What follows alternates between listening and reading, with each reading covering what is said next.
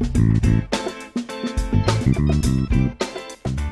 welcome back to the Parenting Squad. I'm your host, Jennifer Blades, and joining me is my co-host, Christina Urrutia. Hi, guys. Hello.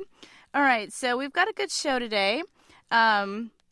We are going to be talking about... Isn't every show good? I mean, why just today? I know. Okay. And really great show. I know we need to come up with some new adjectives there, but it's a really good show. All of our shows are good. They're informative. But we've got Heather Ross, and she is the author and illustrator of First Step Reading. So, Heather, are you there? Yes, I'm here. All right. Well, thank you for joining us. Welcome. Thank you for having me. So I found that your program was pretty interesting, and I actually went online, and listeners, you can go to www.FirstStePReadingcom and check out more about Heather and the whole program. So why don't we kind of start off and tell us, who is this program for? My program is for teaching children to read. It's for young children. It starts with the very basics. So you could start with a toddler as of like 18 months because it begins with the alphabet and the alphabet song. And then it guides the children through all the different steps of learning to read through videos and then flashcards and books. I was a teacher, and so it's based on traditional teaching methods of phonics and sight words and letter sounds. So it uses the principles like children would learn in school and just guides the parents and the children through the steps of learning to read. Oh, cool. So, and you're saying so as early as 18 months can start doing this? Yeah, because, when you sing to your children, you sing them like lullaby songs. So you could sing to them the ABCs and get them used to seeing letters, uppercase letters, lowercase letters. And that's the very first step in learning to read, is to be able to identify letters and know, like, the A, the uppercase A, and the lowercase A are both A's.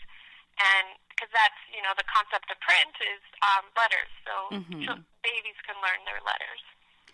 Now, isn't it a lot of, won't some people argue that when they start learning to, let's say, read, it's more just remembering the sight words? It's not necessarily the phonic part of it, especially at 18 months. It's more just sight words, right? It's just more like, oh, that's A because Mom said it was an A, and I remember it looks like an A.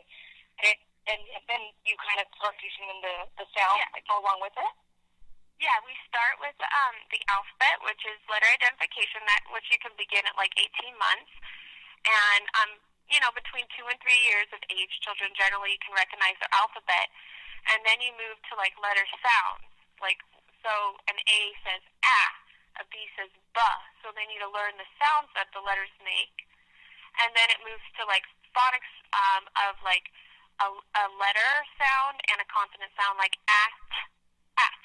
Like, so really blending sounds together to read words. So we don't believe that children should simply memorize every word out there, but that they should have the tools to decode unfamiliar words, like know their letter sounds and blend sounds together in order to read words. But we also believe in sight words of the most common words, like I, a, that they should know those, and to speed up the reading in order to also understand what they're reading, that they don't have to sound out every word in the text. Now, I saw some stuff on the internet, and I've also kind of done it myself with, when you kind of put words around things around the house to help them identify it, and also, like you said, speed up the process of sight words or just words that are common in use, like door and window and clock. Do you suggest parents doing that with their kids, or do you think that's going backwards? For sight words, most sight words, I wouldn't say are like labeling things. Like the beginning sight words are words like a, I, and, but. So you wouldn't really be able to label things. But there's a lot of games you could play. Like you could do matching games. You can write flashcards and have children like turn 5 cards over and see if they match. And if they find a match, they have to read the word. Or you can make flashcards and have kids read like up to 6 flashcards, and as many as they get right is as far as they can go on like a board game. And there's a way to incorporate games and learning like sight words. And there's also, you can have an A and a T, and then the kid has to blend the letters and to read at, like with flashcards. And you can make it fun. There's, there's a lot of ways to make games and make it exciting, so you're not just like routinely doing flashcards. So what inspired you? What inspired you to come up with this system? Well, I have twin boys, one who's extremely active and one who's not. They're very different. But so as a teacher, I was looking for a system to teach my kids to read that, like, I could buy, like, a whole package. It started with alphabet and letter sounds and, like, broken into pieces and, progressively taught them to read. And I really couldn't find what I wanted out there. So I started writing books for my children. I just, would make pictures because I was actually an art major in college at Berkeley. Look at you. So I'd make, like, little pictures, and I'd introduce sight words, like, slowly, and, because I know how to teach kids to read, I did it for my kids, and around 2.5 years old, I, put, videos on Facebook for my family in Canada of my kids reading, and so I got, massive, questions and emails, how did you do this? What did you use? How is this possible? So then I'm like, you know what? There really isn't a great system out there, and so I made it into real books and flashcards for sale. Cool. So how much does your whole package cost? So you get over 50 videos that are the lessons that teach each lesson, like the alphabet, the letter sounds, or blending different letters and words. So you get 50 videos that are animated, and then you get 3 books with over 250 pages, and then you get flashcards of all the lessons and sight words. Oh my gosh! I know. How amazing is that? That's Yeah, I wanted to make it affordable for the average parent, where you're not. First, I didn't want you to have to buy this piece, and then that piece, and then this piece, and then you've spent hundreds of dollars. I wanted something that someone could afford, that was not a gimmick, that was really how you should read, and that is fun. It has animation, it has songs, it's not, the lessons are short, they're 2 to 5 minutes. Perfect. You're not trying to teach a toddler. Yeah, sorry? That's another question I was going to ask. When teaching, kids to read, because, their attention span is super short, do you stick to 5 to 10 minute rule, or is it more like a 20-minute rule, or, what is it per lesson? I would say 5 to 10 minutes. A video is some of them are 2 minutes, some of them are 5 minutes. You could play it while they're eating their breakfast. I mean, just stick it in front of them. They're learning something. And then when you're reading them a story, the stories are 3 or 4 pages. You want them to enjoy it, to like it, to not feel like this is work, but that, they're able to read something. It's an accomplishment, but they're not, forced to sit down and for 20 minutes. They're young, so. Right. Awesome. I'm sold. I'm picking mine up tomorrow. Order me one, Jenny. So when do you think, for some parents that might, not really, I don't know, it's kind of hard and I don't want to blame the school systems, but when should a parent kind of be concerned if their child is not, what age should they be reading by? When is it That's the parents' fault, though. I can't put it on the school. Honestly, but I'm saying, no, and I'm not saying put it on the school, and it's not the parents' fault. I'm just saying maybe they don't have that relationship with the teacher, or the parents just don't understand enough to know, well, how do I help my child, or what kind of problem? There's a variety of situations. Spend time with their child. They cannot think that somebody else is supposed to teach them. Okay, that's a whole nother issue, but when should a parent, in your... Heather, in your opinion... Your child is supposed to be a fluent reader in 3rd grade. Okay. Which is that's pretty late. Not that a fluent reader. They're reading at a speed that they understand everything. You understand. It's they're a fluent reader. So I really think that it benefits children to start young, first of all, you've established like a habit. Like, okay, we have 15 minutes of learning every night. Like, they're going to have homework. They should be reading when they're, older. It establishes a routine. And secondly, like, you're getting them ahead of the game. Like, they're walking into class and they know what's going on. They're the ones answering the questions. They're the ones that are put into the high learning group, not the low learning group. I mean, it's sad, but, when your kid goes to kindergarten, they're tested and they're put into, like, many of these categories, the low group, the medium group, and the high group, and we all want and, and that messes with their self-esteem later on in life. You know what I mean? Like, I think it truly does help everybody out. I'm not just saying the kid. I'm saying the kids, the parents, the teachers, the, society, the world, everything. When a kid, like you said, is ahead of the game, and it's just not even ahead of the game, but is doing what they're supposed to be doing. And they're not struggling. There are always going to be kids out there that are going to need extra help. But, my gosh, I think this is just something that should be common sense for every household. Like, hey, instead of just watching TV, let's learn something right now. I mean, I love that rule or that saying of you learn something new every day, and I really try to incorporate that in my life with my kids and, especially with my husband too. But, you know what I mean? Like, you really have the opportunity to teach, especially your babies, your kids, something new every day, if not every hour, Yeah, it even is like picking their toys. Like, you're going to get them a puzzle. So get an ABC puzzle. So at least they're being exposed to letters and maybe even a puzzle with letters and letter sounds. So at a young age, they're like, okay, the A goes over the apple, the B goes over the ball. And they're seeing some, patterns already at a young age. You could just choose toys correctly. Yeah, and education can be fun. Like you said, playing the games. Like, I play flashcard games with my son all the time, and I do kind of like what you do with the sounds and all that. I don't have a system. I mean, I have my system, but I'm going to start your system tomorrow, hopefully. But yeah, I mean, and it's very interesting. I mean, do you find that especially your kids, because those were your guinea pigs in a sense, do you find that they were like wanting to learn? My kids love to read. They love stories.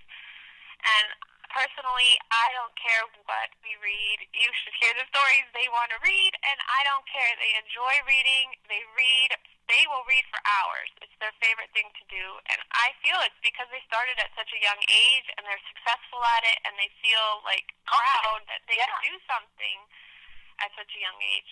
That's awesome. Yeah, my daughter's always like, Mom, I want to write a note.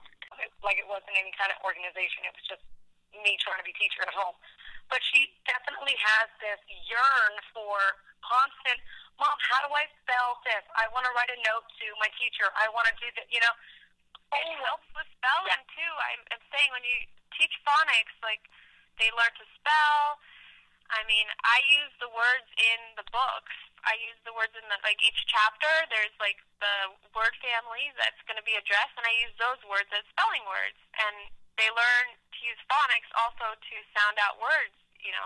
It really helps when they have spelling tests, and they know the sounds of the letters, and they sound it out in their head, and they're like, okay, this is how I spell it. So it helps with literacy. Reading is the best tool I feel you can give your children. Did you feel that being a teacher, did you come across a lot of children that were having difficulties in reading? Well, I taught in the inner city, so my class was predominantly English as a second language, like 99%. Mm-hmm. So I came across a lot of children who needed extra help with their letter sounds in fourth grade. Some kids didn't know sight words, like basic sight words. So yeah, I knew that it's a problem out there. There's a lot of kids that need to start at the basics, like start at ground one, and that's why I have everything there. I don't give you just part. You have the ABCs, you have the letter sounds, you have blending A with a consonant every step of the way. So wherever your kid is, if you need to backtrack and remember things, it's all there for you. Okay, I'm going to throw you for a loop. Everything sounds great, but would you agree that, and this is just my own opinion, English is probably the worst language out there? especially when you're trying to teach your kids, like you said, phonics. And I'm just going to throw this out there. The word gym, J or G-Y-M. The name Jim, J-I-M. Or manslaughter and laughter. M-A-N-S, laughter, but it's not M-A-N-S, laughter, it's manslaughter. They're spelled the exact same way. How do you, that's just something that we get to learn. No, you learn it.